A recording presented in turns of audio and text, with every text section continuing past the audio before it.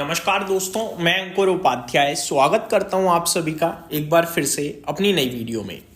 दोस्तों, आज बाजार ज़्यादा खराब नहीं था लेकिन खराब था। इन्वेस्टर्स का नुकसान हुआ है लेकिन बड़ा नहीं हुआ है, लेकिन नंबर ऑफ इन्वेस्टर्स का ज़्यादा नुकसान हुआ है। देखो, दो तरीके से बाजार को समझिए। एक होता है कि कोई स्टॉक 10% भाग गया या 20% भाग गया, लेकिन पैसा टोटल कितना गेन हुआ, 1000 करोड़ या 2000 करोड़। मान लो कोई कंपनी है जिसका मार्केट कैप 10,000 करोड़ का है, ठीक है जी। वो अगर 10% चल जाएगा तो 1000 करोड़ का मार्केट कैप बढ़ा, 20% चल जाएगा तो 2000 करोड़ का मार्केट कैप बढ़ा।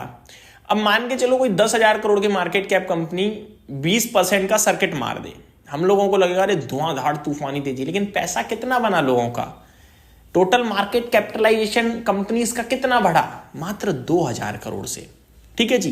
बट 20% चला है। अब वो पर्टिकुलर किसी इन्वेस्टर को फायदा देके गया है, लेकिन बड़ा देकर गया है, क्योंकि वो सब पे होगा नहीं, नंबर ऑफ शेयर्स उसके बाजार में कम होंगे, तभी तो उसका छोटा मार्केट कैप है। तो 2 लाख, तो टोटल 2000 करोड़ का मार्केट कैप बढ़ा। वहीं एक कंपनी है जिसका मार्केट कैप है 10 लाख करोड़ का, वो 5% मूव भी कर जाएगी ना, तो बड़े लेवल पे मार्केट कैप लूज हो गया 50,000 करोड़ का। समझ रहे हो, वहां 2000 करोड़ का 20% पे बढ़ा है, यहां 5% गिरने पे 50,000 करोड़ चला गया। अब एक कंपनी है दोस्तों जिसका नाम है रिलायंस इंडस्ट्रीज, उसका मार्केट कैप है करीब 20-22 लाख करोड़ का, और आज वो शेयर करीब 5% घट गया, सीधे सीधे 1 लाख करोड़ इन्वेस्टर्स की पोर्टफोलियो से साफ। वो हर एक म्यूचुअल फंड स्कीम ओन कर रही है, ऑलमोस्ट एफआईआईज ओन कर रहे हैं, ऑलमोस्ट अंबानी जी के पास तो भैया कंपनी उनकी। तो मोटा मोटी लेवल पे देखा जाए तो 1 लाख करोड़ का तो डायरेक्ट निवेशकों को झटका लगाया आज रिलायंस इंडस्ट्रीज से, क्योंकि स्टॉक टूटा है 5% के करीब, 4.5%। दूसरा नाम है दोस्तों HDFC बैंक, कहने को तो 1.5% घटा है, लेकिन इस कंपनी का मार्केट कैप भी है 15 लाख करोड़ का, तो यहां भी 20,000 करोड़ के समथिंग चले गए। दूसरी तरफ एक स्टॉक है दोस्तों जिसका नाम मैं आप सभी के साथ शेयर करना चाहूंगा, ट्रेंट। ये 10% समथिंग घटा है, इसका मार्केट कैप है 1.5 लाख करोड़ का। तो कहने वाली बात यह है कि आज ये बड़े बड़े मार्केट कैप वाली कंपनियां बड़ा बड़ा गिरते हुए दिखी हैं, ठीक है। सवाल ये उठता है कि क्यों गिर गई, इनके पीछे रीजन नहीं है। ट्रेंड का तो रीजन हम सभी को दिख भी रहा है कि उसके जो अपडेट्स थे वो बाजार को पसंद नहीं आए, लेकिन मेरा मानना है वो बढ़िया ही है, मौका ही है, टेंशन फ्री रहो। रिलायंस के पीछे तो एक राउटर्स की एक नॉर्मल खबर बाजार में घूमी कि वो रशियन ऑयल अभी भी परचेज कर रहे हैं। कंपनी ने ऑफिशियली खुद एक्स पे ट्वीट करा है कि हमने कोई परचेज नहीं करा रशियन ऑयल का, और ना हम जनवरी में कुछ करने वाले हैं। उसके बावजूद शेयर में कोई रिवर्सल नहीं आया, वन साइडेड फॉल ड्रॉप देखने को मिला है। मैं तो टेक्निकली बोलूं तो 1470 पे सपोर्ट ले लेना चाहिए और वापस उछलना चाहिए, क्योंकि ये गिरावट बेफिजूल है। अब वहीं दूसरी तरफ बात करें तो कुछ स्टॉक्स हैं जो पूरी तरीके से ऐसा कह रहे हैं भैया मेरे से दूर हो जाओ, मैं मतलब बहुत इस समय डेंजरस हूं, और मैंने आप सभी के साथ शेयर भी करे थे, ऐसा नहीं है मैंने शेयर नहीं करे। एक एक करके डिस्कस करता हूं दोस्तों आप सभी के साथ। सबसे पहला नाम है वारे एनर्जीज का। वारे एनर्जीज की बात करूं दोस्तों तो ये स्टॉक मैंने आप सभी के साथ 2-3 दिन पहले शेयर किया था वीकेंड पे, जब मैंने कहा था ये स्टॉक अलर्ट में रख रहा हूं मैं, और मुझे लगता है 2650 के आसपास ये स्टॉक जा सकता है, तो प्लीज सावधान रहिए इस स्टॉक से। कल ये स्टॉक 5% घटा, आज ये 3% घटा, और ये हो गया है 2634 पे। और मैं अब ये उछाल मारेगा, तेजी नहीं आ रही।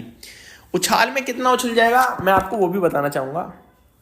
अब इसका 20 EMA जो है ना वो खड़ा है इस समय करंटली 2942 पे, तो ये उछाल मार सकता है मुझे लगता है करीब करीब 2800 तक, यानी 170 पॉइंट का उछाल आ सकता है किसी भी वक्त, लेकिन वो बाउंस बैक ही होगा, बेचने का ही मौका होगा। तो मैं अपने व्यूअर्स से इस स्टॉक से अभी भी दूर रहने के लिए कहूंगा। आपकी पोर्टफोलियो में तो वेट करो एक बाउंस बैक पुल बैक का, आज कह रहा हूं मैं, वो आने वाला है, उस पर आप एग्जिट करना चाहो तो हल्का फुल्का कर दीजिएगा।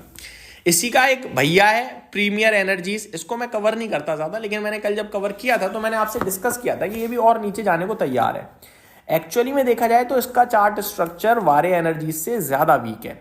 ये अपने कुछ लंबे समय के लोस को ब्रेक कर रहा है, मैं आपको बताना चाहूंगा। इसने एक लो लगाया था 774 का अराउंड 7 अप्रैल 2025, ये वो भी ब्रेक करने को तैयार बैठा है, इनफैक्ट कर ही दिया आज के सेशन में। इसने फ्रेश लाइफ लो हिट कराया आज, तो मैं इसको भी पूरी तरीके से अलर्ट करूंगा और दूर रहने के लिए कहूंगा। उछाल मारेगा, थोड़ा बहुत कम करें, हल्की करें पोजीशन। अगला स्टॉक है दोस्तों आईटीसी। यहां मैंने ऑलरेडी आपसे कहा था जिस दिन 400 का लेवल ब्रेक हुआ कि अब ये 400 पार नहीं करेगा जल्दी से। 342 पे आईटीसी मेरे को खराब भी नहीं लगता क्योंकि 21 के पीई पे आ चुका है, बट अभी भी ना इसमें उछाल आ सकते हैं। और अब मेरे को लगता है 365 मैक्सिमम अपसाइड दिख रही है अभी मुझे, जब तक कोई बड़ा ट्रिगर ना मिल जाए तब तक। तो यहां भी फ्रेश कैपिटल इन्फ्यूज करने के लिए नहीं कहूंगा, क्यों आईटीसी जैसे बड़े दिग्गज में पैसा इतना भरना, ज्यादा कुछ मूव देगा नहीं। इससे अच्छा तो मेरे को लगता है कोई इंडेक्स खरीद लोगे ना ईटीएफ, वो ज्यादा मूव दे जाएगा आपको। अगला स्टॉक है दोस्तों केन्स टेक्नोलॉजीज। आज इसमें एक बार फिर क्रैकडाउन आया है, लेकिन इसने 3700 का लेवल ब्रेक नहीं करा। अच्छी बात ये है, अगर ये 3700 ब्रेक कर देगा तो मेरे को लगता है इसमें फर्दर सेल ऑफ आएगा और fresh round of sell off start होगा। तो 37 प्रॉपर स्ट्रिक्ट स्टॉप लॉस लगा लीजिएगा जिनके पास भी है।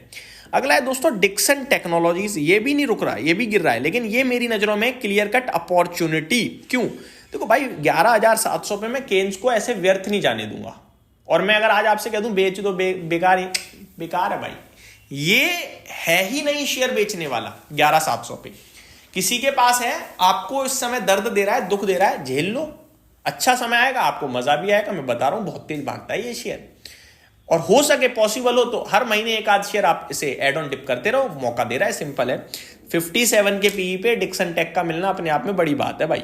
हाँ, इंटरनली कुछ इशू आ गया या रिजल्ट्स कुछ बहुत खराब आ गए, गाइडेंस बहुत खराब हो गई, तो आपके साथ अपना व्यू बदलने के भी हमें पूरा हक है और हम बदलेंगे भी। लेकिन अभी मेरे को लगता है undoubtedly buy on dip strategy बनानी चाहिए इसको लेकर।